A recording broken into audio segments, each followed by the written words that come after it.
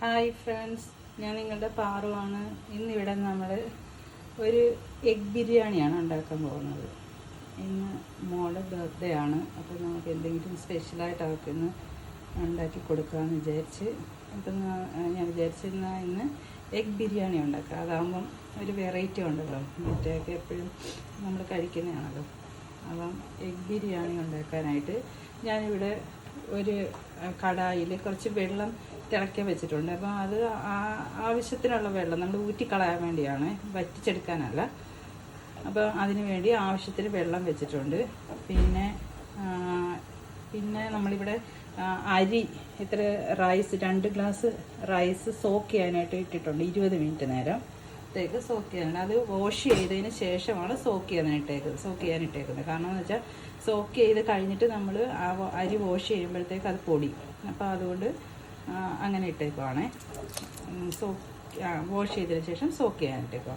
പിന്നെ ഇതിലേക്ക് നമ്മൾ ഒരു ബേ ലീഫ്, 3 കഷ്ണം പട്ട, ഒരു 5 കാർഡമം, ഏലക്ക, പിന്നീട് ഒരു 4 ഗ്രാമ്പൂ ഇത്ര ഇട്ട് കൊടുത്തിട്ടുണ്ട്. ഇനി ഇതൊന്ന് ബോയിൽ ചെയ്ത് വരട്ടെ. ഒന്ന് തിളച്ച് വരുമ്പോഴത്തേക്ക് നമുക്ക് ഉപ്പിട്ടിട്ട് റൈസ് ഇടാം. ഉപ്പിട്ട് ഒന്ന് ഇളക്കി കഴിഞ്ഞിട്ട് റൈസ് ഒന്ന് തിളച്ച് വരുമ്പം ഉപ്പ് നോക്കണം. ഉപ്പ് നോക്കിയിട്ട് എന്തെങ്കിലും കുറവുണ്ടെങ്കിൽ ഒന്നും കൂടെ നമ്മൾ ആഡ് ചെയ്ത് കൊടുക്കണം. ഇനി ഇതിലേക്ക് കുറച്ച് നെയ്യിട്ട് കൊടുക്കാം. ഇത്ര നെയ്യിട്ട് കൊടുത്തിട്ടുണ്ട്. ഇനി ഇതൊന്ന് തിളച്ച് വരട്ടെ.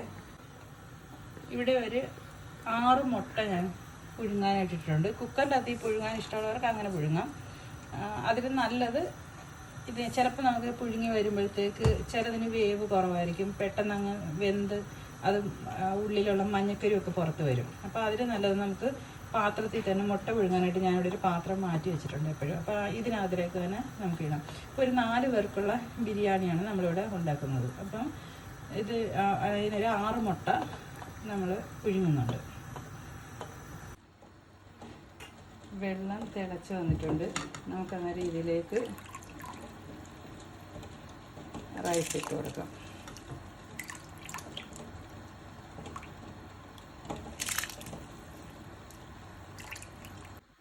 അരി ഇട്ടിട്ട് ജസ്റ്റ് ഒന്ന് ഇളക്കി കൊടുക്കാം.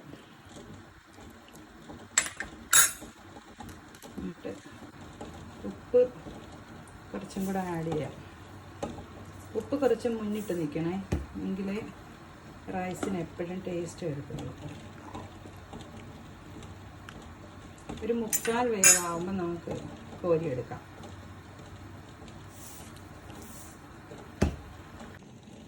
ഇതിലേക്ക് നമുക്കൊരു ഒരു നാരങ്ങ പിഴിഞ്ഞ് കൊടുക്കാം.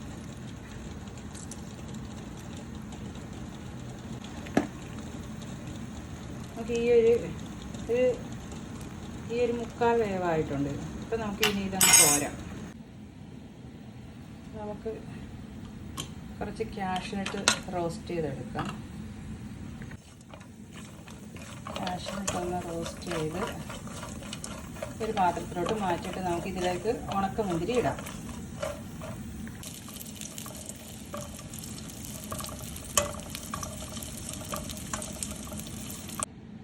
നമുക്കിനി ഈ പാനിലേക്ക് കുറച്ച് സൺഫ്ലവർ ഓയിൽ ഒഴിച്ച് കൊടുത്തിട്ട് നമ്മുടെ ആ സവാള 2 സവാള അങ്ങ് ഫ്രൈ ചെയ്തെടുക്കാം, ബ്രൗൺ കളറാകുന്ന വരെ. നമുക്കിതിലേക്ക് കുറച്ച് പഞ്ചസാര ഇട്ട് കൊടുക്കാം ഈ സവാളയ്ക്കകത്തിലോട്ട്. ഇതൊന്ന് നല്ല മുരിഞ്ഞ് വരാൻ വേണ്ടിയാണ്.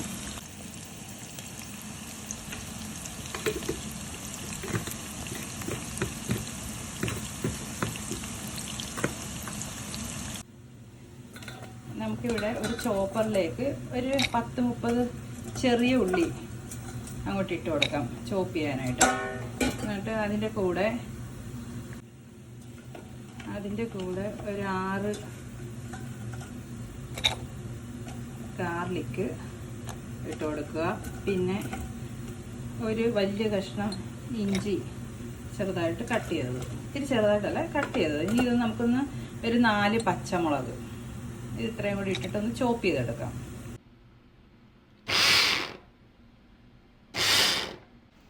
നമുക്ക് കടായി അടുപ്പത്തേക്ക് വെച്ച് കൊടുക്കാം. എന്നിട്ട് ഇതിൻ്റെ അതിലേക്ക് കുറച്ച് നെയ്യും കുറച്ച് സൺഫ്ലവർ ഓയിലും കൂടെ ഒഴിച്ച് കൊടുക്കാം. രണ്ടും കൂടെ മിക്സ് ചെയ്ത് ഒഴിക്കാവേ.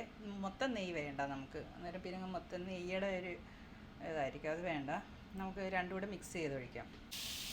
എന്നിട്ട് ഇതിലേക്ക് നമ്മൾ ചോപ്പ് ചെയ്ത് വെച്ചേക്കുന്ന ആ ചെറിയ ഉള്ളി, ഇഞ്ചി, പച്ചമുളക്, വെളുത്തുള്ളി ഇതെല്ലാം അങ്ങോട്ട് ഇട്ട് കൊടുക്കാം. ഇട്ട് കൊടുത്ത് ഇതങ്ങോട്ടൊന്ന് വരണ്ട് വരട്ടെ, ഒന്ന് കളർ ചേഞ്ച് ആവട്ടെ. ഇതിലേക്ക് നമുക്ക്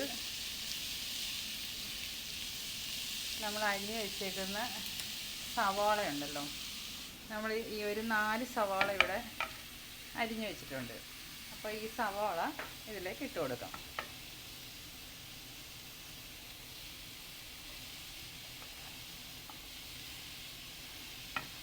മസാല കുറവ് മതി എന്നുള്ളവർ കുറച്ച് സവാള ഇട്ടാൽ മതിയേ. 2 വലിയ സവാള ഇട്ടാൽ, അല്ലെങ്കിൽ 3 ചെറിയ സവാളയോ അങ്ങനെ എന്തെങ്കിലും ഇട്ടാൽ മതി. ഇവിടെ എല്ലാവർക്കും കുറച്ച് മസാല വേണം. അപ്പോൾ അതുകൊണ്ട് ഞാനിവിടെ 2 സവാള ഫ്രൈ ചെയ്തിടാനും ഒരു 5 സവാള നീളത്തിൽ അരിഞ്ഞ് വെച്ചിട്ടുണ്ട്.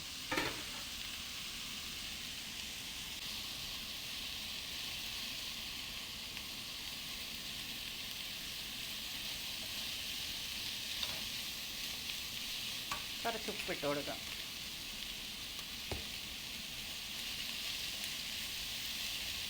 ഇനി ഇതൊന്ന് വഴണ്ട് വരട്ടെ.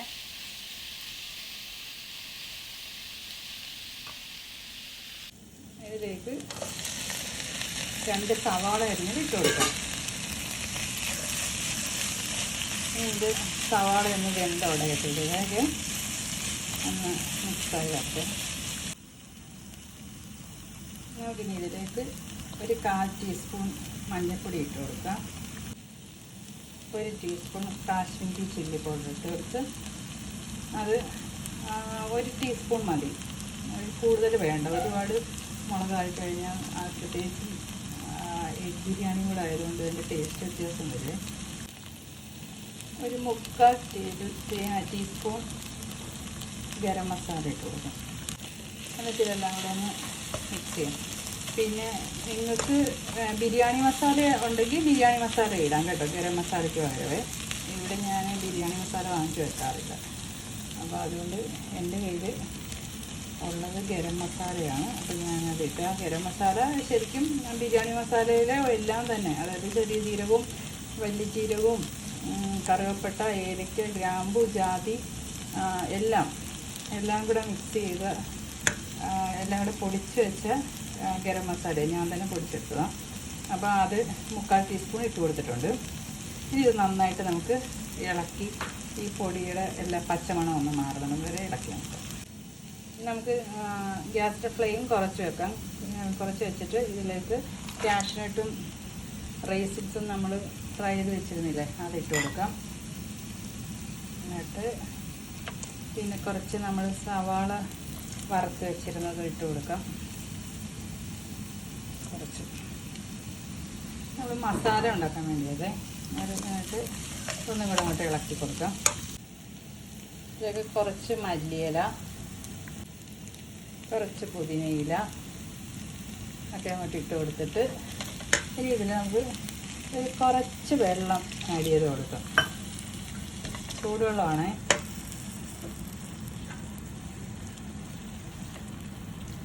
ആഡ് ചെയ്ത് കൊടുത്തിട്ട് നമ്മൾ ഈ മുട്ട പുഴുങ്ങി വെച്ചേക്കുന്നതിൻ്റെ മുകളിൽ ഫോർക്ക് വെച്ചിട്ട് ജസ്റ്റ് ഒന്ന് കുത്തി കൊടുക്കാം.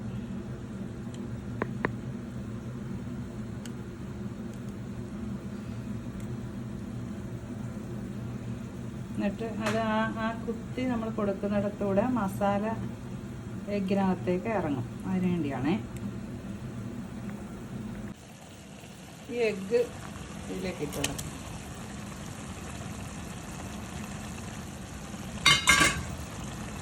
എന്നിട്ട് കുറച്ചും കൂടെ ഉപ്പിട്ട് കൊടുക്കാം. എന്നിട്ട് നല്ലതുപോലെ ഇനി ഈ നമ്മളിപ്പോൾ ഒഴിച്ചു കൊടുത്ത ചൂടുവെള്ളം ഇല്ലേ, ചൂടുവെള്ളം ഈ എഗ്ഗ് ഈ ചൂടുവെള്ളത്തിലും മസാലയിലും കൂടെ കിടന്നിട്ട് ഒന്ന് വറ്റി വരണം.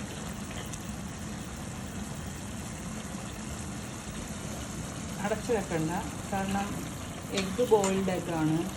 മസാല ഓൾറെഡി എല്ലാം നമ്മൾ വഴറ്റി എടുത്ത് വെച്ചതാണ്. അപ്പോൾ ഇനി ഇതൊന്ന് എഗ്ഗിലോട്ടൊക്കെ ഈ മസാലയൊക്കെ ഒന്ന് പിടിക്കാൻ വേണ്ടി മാത്രം നമ്മൾ നോക്കിയാൽ മതി. അതിനുവേണ്ടി അത് നമ്മൾ തുറന്ന് വെച്ചൊന്ന് വറ്റിച്ചെടുത്താൽ മതി. ഇതിനകത്ത് ഇങ്ങനെ കിടക്കട്ടെ.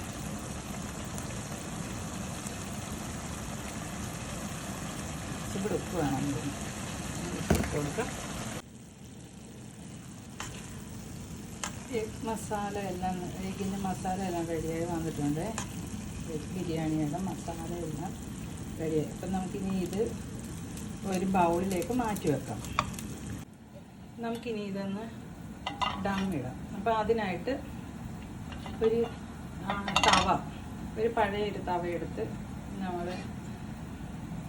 സ്റ്റവിലോട്ട് വെച്ചിട്ടുണ്ട്. ഇനി അതിൻ്റെ മുകളിൽ ഇതൊന്ന് ഇതൊന്ന് നന്നായിട്ട് ചൂടായി വരട്ടെ. ചൂടായിട്ട് വരുമ്പോഴത്തേക്ക് നമുക്ക് നമ്മുടെ കടായി എടുത്ത് അതിലേക്ക് വെക്കാം. ഇതിലേക്ക് നെയ്യ് ഒഴിച്ച് കൊടുത്തിട്ട് ഇവിടെ എല്ലാം അങ്ങ് തേച്ച് വെച്ചിട്ടുണ്ട്. എന്നിട്ട് ഇനി നമുക്ക് ഇതിലേക്ക് ആദ്യം റൈസ് ഇട്ട് കൊടുക്കാം. എന്നിട്ട് അതിൽ കുറച്ച് അണ്ടിപ്പരിപ്പും മുന്തിരിയും ഇട്ട് കൊടുക്കാം.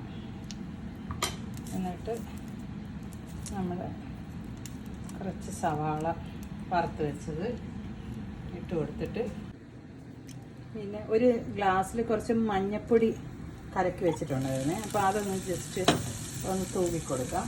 പിന്നെ അതിൻ്റെ മുകളിലേക്ക് നമ്മൾ തയ്യാറാക്കി വെച്ചിരിക്കുന്ന എഗ്ഗ് ഇട്ട് കൊടുക്കാം. എഗ്ഗും മസാലയും കൂടെ കൂട്ടി അങ്ങോട്ട് ഇട്ട് കൊടുത്തിട്ട്, ഇനി ഇതിൻ്റെ മുകളിലേക്ക്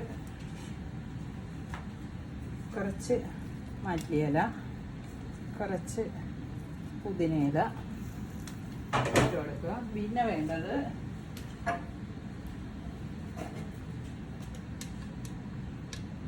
കുറച്ച് ഗരം മസാല. പിന്നെ വീണ്ടും നമ്മൾ റൈസ് ആഡ് ചെയ്ത് കൊടുക്കാം.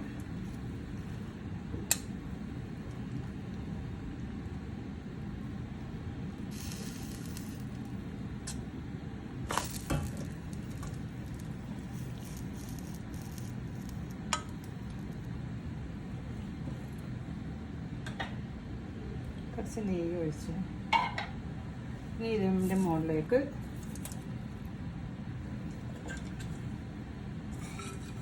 നമുക്ക് കാഷ്യൂനട്ടും എല്ലാം ഇട്ട് കുറച്ച് ഒരു 2 പീസ് എഗ്ഗും കൂടി ഇട്ട് കൊടുത്ത്, മല്ലിയില ഒന്നും ഒത്തിരി ഇടണ്ട, ചെറുതായിട്ടൊന്ന് ഇട്ടാൽ മതി. അടുത്ത് ഇത് ഇട്ട് വീണ്ടും ചെറുതായിട്ടൊന്ന് മസാല ഇട്ട്, ഒത്തിരി ഇടണ്ട, കുറച്ച് ഇട്ടിട്ട് അതിലേക്ക് നമ്മുടെ ബാക്കി റൈസ് ഇട്ട് കൊടുക്കുക.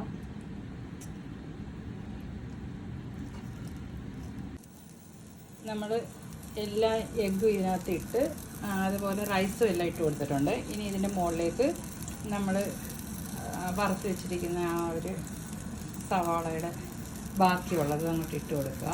സവാള വറുത്തത്, പിന്നെ ബാക്കിയുള്ള നമ്മുടെ കയ്യിലുള്ള കുറച്ച് കാഷ്യൂനട്ട്,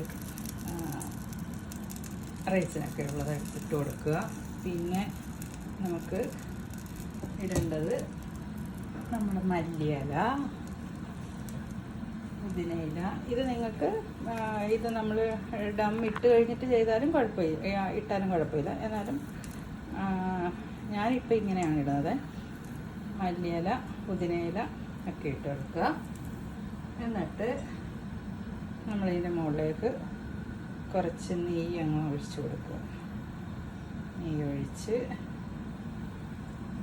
പിന്നെ നമ്മുടെ ഗരം മസാലയില്ലേ, അതിൽ കുറച്ച് ഗരം മസാല അങ്ങനെ ഇട്ട് കൊടുക്കുക. അത് ഇങ്ങനെ ഇട്ട് ചെറുതായിട്ട് ഇങ്ങനെ വിതറിയിട്ട് കൊടുക്കുക. എന്നിട്ട് നമുക്കിത് അടച്ച് വെച്ച് നല്ല ആവി കയറ്റി കൊണ്ടുവരാം. ഒരു ഒരു 15 മിനിറ്റ് 20 മിനിറ്റ് നന്നായിട്ട് ആവി വരട്ടെ. ഞാനിപ്പോൾ ഇതിനകത്ത് ഈ അലുമിനിയം ഫോയിൽ കവർ ചെയ്ത് വെക്കുകയൊന്നും ചെയ്യുന്നില്ല. എനിക്ക് ഈ അലുമിനിയം ഫോയിൽ പൊതുവേ എനിക്കിഷ്ടമല്ല. അലുമിനിയം ഫോയിൽ എന്തോ നമുക്ക് ഹെൽത്തിന് അത്ര നല്ലതല്ല എന്നാണ്. അത് ചൂട് കൂടെ പിടിക്കുമ്പോഴത്തേക്ക് എനിക്കെന്തോ അങ്ങോട്ട് മാനസികമായിട്ട് ഉൾക്കൊള്ളാൻ പറ്റാത്തത് കൊണ്ട് ഇത് നല്ല ടൈറ്റായിട്ടുള്ള ലിഡാണുള്ളത്. അപ്പം ഞാൻ അത് വെച്ച് ക്ലോസ് ചെയ്ത് ഒരു 15 മിനിറ്റ് 20 മിനിറ്റ് ഒന്ന് ആവി കയറ്റി ഡം ചെയ്ത് വരാം. പിന്നെ ഇത്രയാണ്. അത് കഴിയുമ്പോഴത്തേക്ക് നമ്മുടെ ബിരിയാണി റെഡിയാവും. നമുക്ക് ബിരിയാണി റെഡിയായോ എന്ന് നോക്കാം. ഇത് നമ്മുടെ ബിരിയാണി നല്ല കറക്റ്റായിട്ടുണ്ട്. ഇനി നമുക്കിതൊരു ബൗളിലേക്ക് മാറ്റാം സെർവ് ചെയ്യാനായിട്ട്.